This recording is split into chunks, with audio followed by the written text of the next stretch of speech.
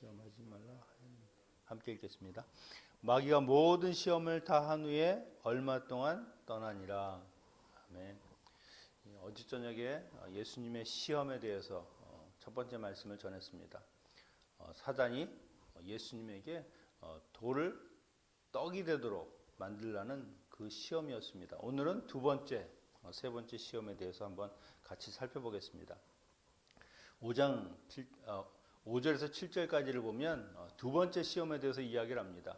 마귀가 또 예수를 이끌고 올라가서 순식간에 천하만국을 보이며 가로되 이 모든 권세와 그 영광을 내가 내게 주리니 이것은 내게 넘겨준 것이므로 나의 원하는 자에게 주노라. 그러므로 내가 만일 내게 절하면 다 내 것이 되리라. 두 번째 시험은 바로 이 안목의 정욕과 관련이 있습니다. 사단이 예수님을 높은 곳에 데리고 올라갔습니다.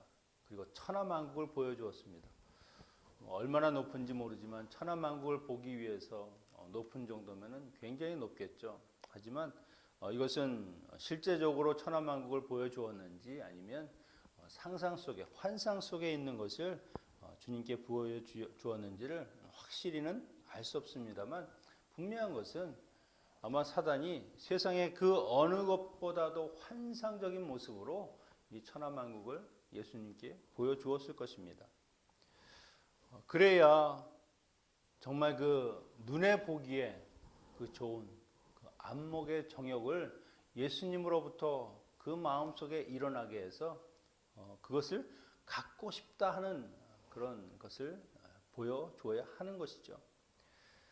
하지만 이 사단이라고 하는 것은 늘 거짓의 아비라고 하는 겁니다. 여기서 이것은 내게 주었으므로 내가 원하는 사람에게 얼마든지 줄 수 있다.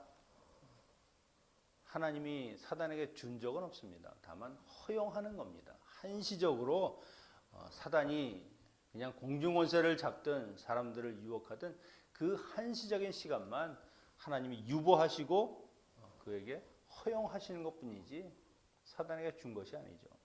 자기 것처럼 내가 그것을 너에게 줄 수 있다. 이것은 결국 앞의 시험이나 또 세 번째 시험이나 마찬가지입니다. 하나님을 오히려 배반하고 하나님과 예수 그리스도 사이에 이 관계를 깨트리는 데 그 사단의 계략이 있는 것이죠. 그가 원하는 조건이 무엇입니까? 나에게 절만 하면 절한다는 것이 고개를 숙이고 무릎을 꿇고 그것만을 이야기하는 것이 아니죠. 이것은 절대적인 순종, 하나님에게 하듯이 그런 순종을 내게 보이라. 그러면 이 모든 것을 얻을 수 있다. 말도 안 되는 것이죠. 그런데 이것이 예수님에게 매혹적이고 시험이 될 수 있는 이유가 뭐냐면 십자가의 고통과 아픔과 그런 것 하지 않아도 된다는 겁니다. 그렇게 해서 얻는 그 영광, 그 권세 내가 주겠다는 거죠. 고통도 없이 그저 나에게 절만하는 그것만 하면 이것이 내 것이 된다. 십자가를 지는 게 쉽냐? 아니면 내게 절하는 것이 쉽냐? 하지만 주님이 받으실 그 권세, 그 영광이라고 하는 것은 다른 것이 아닙니다. 하나님의 말씀에 온전히 순종해서 죽기까지 복종하고 그 십자가에서 내가 하나님이 내게 맡기신 그 사명을 이루는 것, 그것을 통해서 얻는 그 영광, 그 권세가 의미가 있는 것이지 사단에게 절을 하고 하나님을 버리고 배반하고 이것은 오히려 세상이 다 사라질 그때가 되면 똑같이 사라질 것이라는 거죠. 영원하지 않다는 겁니다. 이런 말이 얼마나 사람들에게 매력적으로 다가오겠습니까? 고생하지 않아도 된다. 쉽게 내가 얻을 수 있는 것들이 있다. 하지만 여러분 대가 없는 그런 삶은 없습니다. 고통도 없고 그리고 아무것도 내가 지불하는 것 없이 얻는 것들은 반드시 순식간에 그리고 언젠가는 사라져버릴 것이라는 것이죠.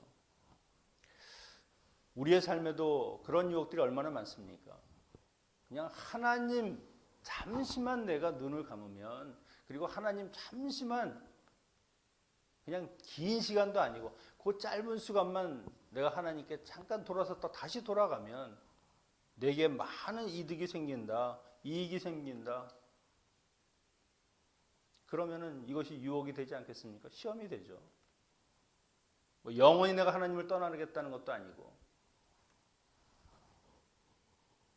천하만국과 같은 이런 행제를 내가 앞에 두고 있는데 굳이 하나님을 그렇게 믿어야 할 필요가 있는가? 세상에 고개 숙이고 적당히 하면, 그렇게 타협하면 너에게는 정말 좋은 길이 열린다. 하지만 이런 길들은 다 결국 멸망의 길이라는 겁니다. 이 세상에서 잠시 동안은 내가 정말 좋은 것들을 누리는 것처럼 보일지 모르지만 결국 그 순간이 끝나버리면 우리에게는 심판밖에 없는 것이죠. 주님은 그런 사단의 마음을 알았습니다. 그래서 여기에도 첫 번째 말씀처럼 하나님의 말씀으로 이야기하시죠. 8절에 보니까 예수께서 대답하여 가라사대 기록하기를 주 너의 하나님께 경배하고 다만 그를 섬기라 하였느니라. 이것은 신명기 6장 13절의 말씀입니다.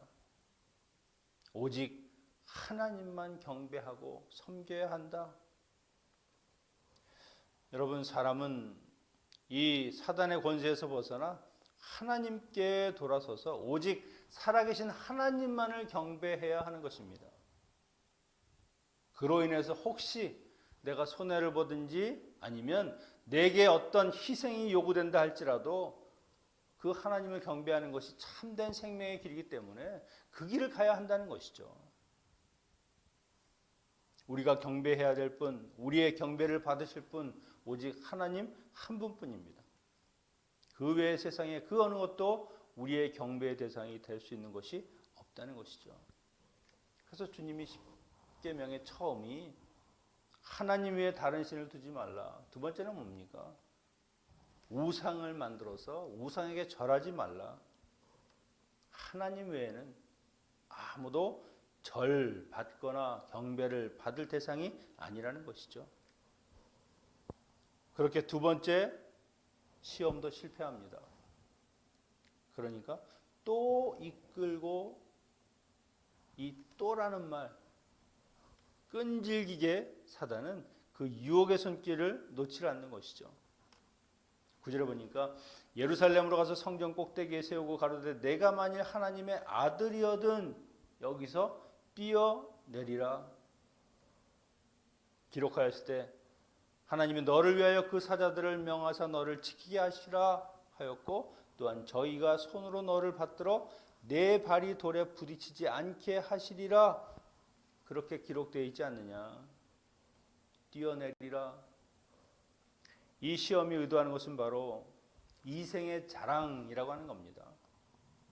이 마귀는 먼저 인간의 그 본능적인 욕구, 무언가 남에게 자랑하고 싶고 남에게 보여주고 싶고 그것을 통해서 남에게 인정받고 싶어하는 그 욕구를 지금 자극하는 것이죠. 예수님으로 하여금 자신이 메시아라는 그 능력을 과시함으로 사람들에게 저분이 정말 메시아구나 하는 것을 그렇게 보이라는 겁니다. 어떻게? 성전에서 뛰어내릴 때에 그 하나님이 천사들을 보내서 그 예수님을 받든다고 하면 사람들이 보고 진짜 메시아가 맞는구나. 하지만 메시아라고 하는 것은 자기의 능력을 과시하는 것을 통해서 증명될 수 있는 것이 아니라는 겁니다. 왕으로 오신 주님이시지만 또한 분명히 모든 사람들의 죄를 대속해서 지어야 할 그런 어린 양이시라는 것이죠. 마귀는 그런 어린 양의 역할, 대속의 사역을 하지 못하도록 이렇게 오히려 자기를 자랑하고 메시아로서의 능력을 보이라고 그렇게 유도하는 것입니다. 다른 한편으로는 이것은 무엇입니까? 하나님에 대한 믿음을 시험하는 것이죠. 하나님의 아들, 하나님이 너 아들이니까 사랑할 것 아니냐? 성전에서 뛰어내리면 널 다치게 하시겠느냐? 말씀한 대로 천사들을 보내서 너를 보호하실 것이다. 한번 하나님이 널 진짜 사랑하는지 아는지 한번 테스트 해보라는 겁니다. 이것이 바로 그런 명예에 대한 그런 헛된 욕망, 그리고 하나님에 대한 그 믿음, 이것을 시험하는 것이죠. 그러나 예수님께서는요, 하나님에 대한 이 믿음을 시험하지 않아도 하나님이 얼마나 자기를 사랑하는지 다 아신다는 겁니다. 사단의 말대로 성전에서 뛰어내렸을 때 이 일이 성취된다고 하면 사람들은 예수님을 그때부터는 이제 메시아로 인정하고 세상에서 아주 유명한 인사가 될 수도 있었을지 모르겠습니다. 하지만 거기에 하나님 아버지가 받으실 영광은 없다는 겁니다. 예수님은 대단하신 분이야, 메시아야. 하지만 그것을 본 사람들이 그것을 통해서 하나님 아버지에게로 그들의 믿음이, 그들의 삶이 나아가는 일은 없다는 것이죠. 오직 능력, 힘, 그것만을 숭배하게 만드는 겁니다. 예수님께서 사람들에게 그 기적을 베풀어서 병도 고치고 또 오병이어의 기적으로 사람들을 먹이고 그런 이적을 베풀었을 때 그 정도 이적이면 예수님은 진짜 메시아구나 라고 끝까지 따라갈 줄 알았습니다. 그런데 그 빵을 주는 것이 끊어지니까 사람들이 다 돌아갑니다. 더 이상 예수님에게서 나올 것이 없다는 것이죠. 쓸모가 없다는 겁니다. 오죽하면 제자들만 남았습니다. 주님이 물으시죠. 너희들도 가려느냐? 주님께 영생의 말씀이 있음에 내가 어디로 가오리까? 그런 것으로 사람을 잡을 수 없는 겁니다. 그런 능력, 그런 이적과 같은 것, 그것은 금세 다 사라지고 기억에서 없어진다는 것이죠. 여러분, 우리들도 자세히 보면은요, 내 자신을 드러내고자 하는 욕망들이 있습니다. 내가 잘하는 것, 남보다 조금 뛰어난 것, 특별한 것이 있으면 숨기기 어렵죠. 어떻게 하든지 꺼내놓고 자랑하고 남들의 인정도 받고, 그래서 내 삶에서 자랑하고 싶고 내가 하나님 앞에서가 아니라 세상 앞에서 나를 드러내고자 하는 이런 욕구를 사단은 너무 잘 알아서 우리에게도 그런 것을 자극하고 자랑하게 만들고 하나님이 아니라 내가 영광을 받게 만드는 그런 시험들을 하게 되는 것이죠. 주님이 누가복음 11장 29절에 이런 말씀을 하셨습니다. 예수님께서 말씀하시되 이 세대는 악한 세대라 표적을 구하되 요나의 표적밖에는 보일 표적이 없나니. 사람들은 기적을 바란다는 겁니다. 예수님께 나와서 기적 보기를 원하는 겁니다. 좀 뭔가 표적을 보여주십시오. 하나님이 살아계시다는 증거를 좀 기적을 통해서 우리에게 보여주십시오. 그러면 제가 믿겠습니다. 악한 세대라. 내가 볼 표적은 요나의 표적. 죽었다가 그리고 사흘 뒤에 다시 부활하시는 그것을 내가 너에게 보여주는 것, 그것이 바로 하나님이 살아계신 것, 내가 메시아라고 하는 표적이다라고 이야기를 하시는 것이죠. 자신의 능력을 과시하는 것이 아니라 하나님의 능력, 하나님이 죽은 자도 살리시고 다시 부활하게 만드시는 그 능력과 권세를 보여주시는 것, 그것이 바로 주님이 원하시는 것입니다. 사단은 또한 성경 구절을 인용해서 주님이 성경 구절을 이용하시니까 자기도 거기에 대응하는 것이죠. 나도 성경을 많이 압니다. 이런 구절도 있지요.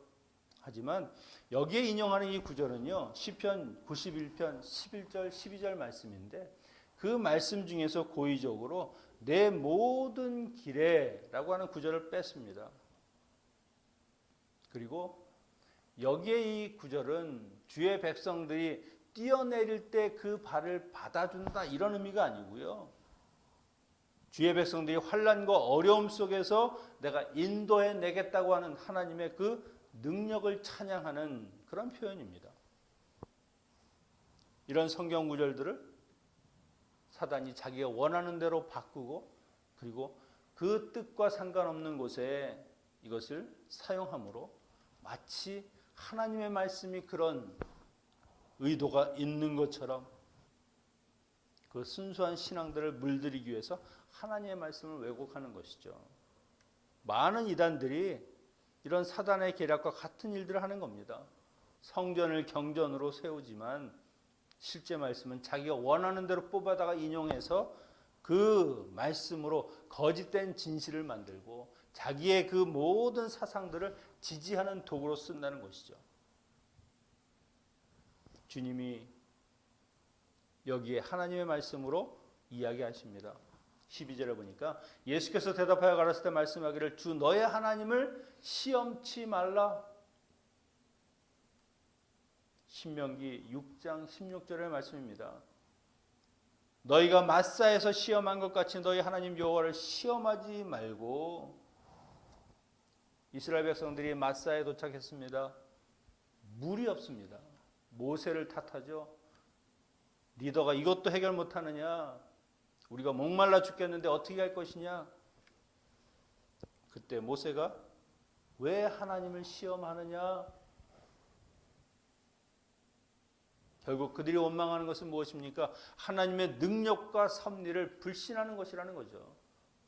하나님이 이끌어냈으면 하나님이 알아서 너희에게 먹을 것, 입을 것, 너희가 죽지 않도록, 줄이지 않도록 해줄 것이 분명할 텐데, 하나님의 계획이 분명히 있을 텐데 왜 그것을 보기 전에 원망하고 없는 것을 탓하고 그렇게 앞서가냐는 것이죠. 그것이 바로 하나님을 시험한다는 겁니다. 하나님의 말씀을 신뢰하지 못하는 것. 만약에 예수님이 이 사단의 말대로 높은 곳을 뛰어내려 하나님의 응답을 요구했다고 하면 그것은 믿음이 있는 삶이 아니라 오히려 믿음 없는 삶이라고 하는 것입니다. 하나님을 믿지 못하니까 테스트해보고 하나님을 시험하는 것이죠.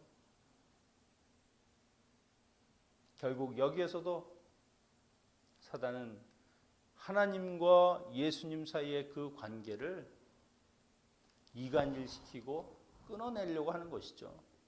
이 세 가지 시험이 다 공통점이 무엇입니까? 하나님의 관계를 무너뜨리는 겁니다. 아들과 아버지 서로 의심하고 불신하고 우리도 하나님 저를 사랑하신다면 내게 증거를 보여주십시오. 표적을 보여주십시오. 그러면 내가 하나님을 제대로 믿겠습니다. 보고서 믿는 것은 믿음이 아니죠. 태양이 있다. 그렇게 말하는 사람은 믿음이 아닙니다. 사실을 말하는 것이지.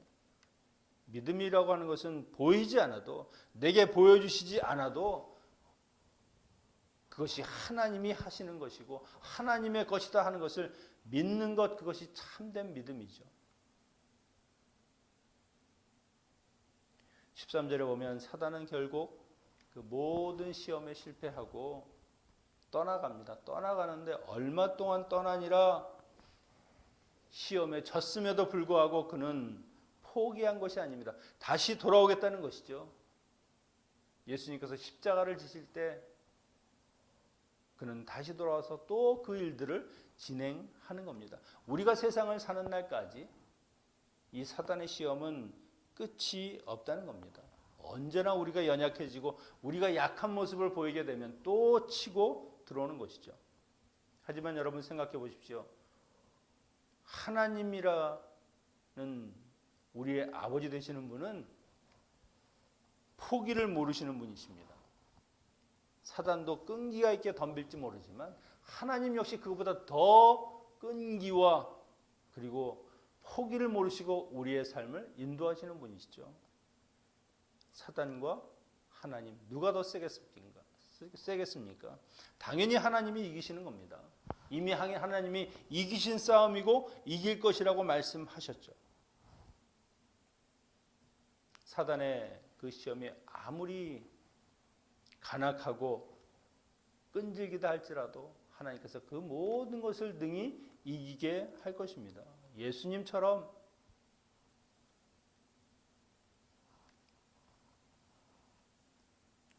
예수님께 사단이 한 세 가지 시험, 요한일서의 말씀과 같은 것입니다. 요한일서 2장 16절에 보면 이는 세상에 있는 모든 것이 육체의 정욕, 안목의 정욕, 이생의 자랑이니 다 아버지께로 온 것이 아니라 세상으로부터 온 것이다. 떡을 만드는 육신의 정욕, 천하만국을 보여주면서 내게 절하라고 하는 그 안목의 정욕, 성전에서 뛰어내려라, 이생의 자랑들, 이런 것은 다 하나님께서 온 것이 아니라는 겁니다. 다 이 세상에서 오는 것이고 이 세상에서 우리에게 말하는 것들이라는 것이죠. 여러분, 우리는 세상을 추구하는 사람들이 아닙니다. 우리는 하나님을 따르는, 하나님께 순종하는 사람들입니다. 이것이 우리의 시험이라는 것이죠. 세상적으로 사느냐 아니면 하나님의 말씀으로 사느냐, 어느 것을 쫓아갈 것인가. 말씀으로 사는 사람에게는 이 시험이 다 무효가 될 것이지만 세상적으로 사는 사람들에게는 끊임없이 이 시험으로 인해서 넘어지고 또 깨어질 것이라는 것이죠. 우리가 시험을 극복하는 길 다른 것이 없습니다. 주님처럼 말씀에 순종하는 것, 성령님의 도우심을 구하는 것, 그것만이 우리가 세상 가운데서도 믿음을 지키고 하나님에 대한 우리의 신앙을 항상 흔들림 없이 해나가는 것이라는 것을 여러분 잊지 마시고요. 오직 이 한 해도 하나님을 믿음으로 그 말씀에 붙들려 사는 그 삶을 통해서 모두 승리하시는, 시험을 능히 이기시는 우리 모두가 되시기를 축원합니다. 기도하겠습니다. 아버지 하나님, 세상에는 많은 시험이 있습니다. 늘 우리를 넘어뜨리려고 하는 사단도 있고 또한 우리의 이 믿음을 흔들려고 하는 많은 사건들도 있습니다. 그러나 주님, 오직 하나님의 말씀을 의지하고 성령님의 도우심을 구하며 매일매일 살아갈 때 시험에 지는 것이 아니라 오히려 시험을 능히 이기고 더욱더 예수 그리스도를 통해서 하나님의 그 믿음 안에 살아가는 저희들 되게 하여 주시옵소서. 그런 세상의 어려움과 아픔과 고통 가운데서도 온전히 하나님을 믿으며 살아갈 때 하나님이 주시는 남들이 알지 못하는 그런 평강과 안식으로 채워 주시옵소서.